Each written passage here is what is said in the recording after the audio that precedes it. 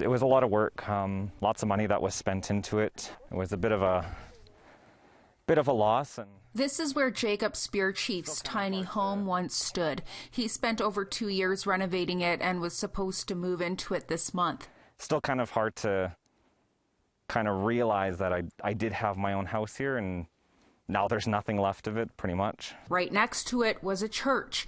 The two weren't band funded, but built by his grandfather.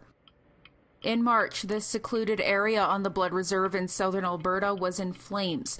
A grass fire caused by a sweat lodge and swept by high winds tore through 15,000 acres of land. Jacob's mother, Sharon Spearchief, says her father is a pastor and created this space for community gatherings. We were unable to interview him due to COVID-19. We had birthday parties here. He would put up golf tournaments as well. It was important, I think, for a gathering place for people. 15 households had to evacuate in March. Power that was lost is now restored, but the land and belongings surrounding these homes are left damaged. Only Jacob's home and the church were burned down. Chief and Council could not provide an interview, but a representative of Blood Tribe leadership told APTN they are communicating with families on plans to move forward.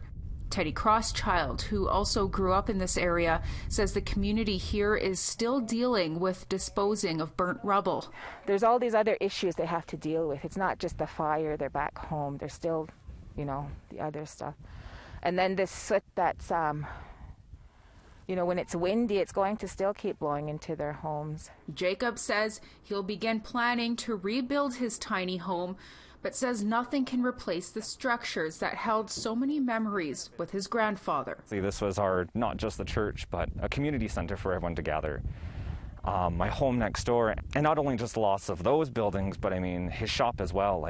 That's where I learned a lot of my mechanics. That's where I learned, my carpentry skills was from my grandpa. He taught us how to be self-sufficient in his shop.